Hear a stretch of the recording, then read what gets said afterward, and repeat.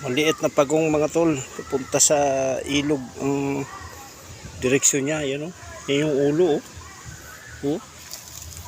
Oh, oh, katawan niya oh. Maliit na pagong oh.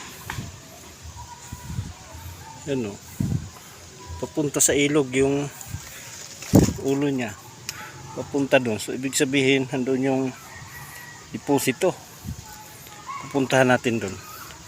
Yan yung katawan niya oh, may palikpik pa oh. Pagong pawikan oh, itong palikpik niya oh, kabilaan oh.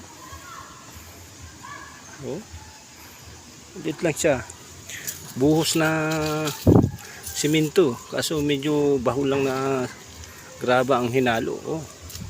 Buong buo yan mga tol, solo yan oh.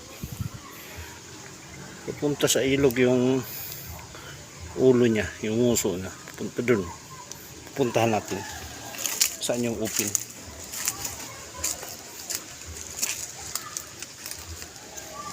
Yung uso niya oh, tapa doon sa baba.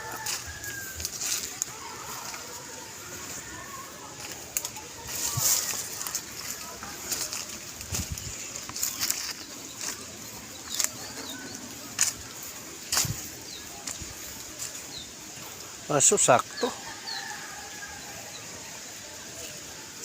kaling dun. Ayan, 7 meters lang sa sukat ng hapon. Standard kasi ang sukat ng hapon pagdating sa ganitong mga nakatago, saan ang distance nya. So dito mga tol sulong ba to oh, buhay na buhay, pero ito kwadrado. Ano, simintong kwadrado yan yan o. Ito dito simintong kwadrado yan. Tapos yan yan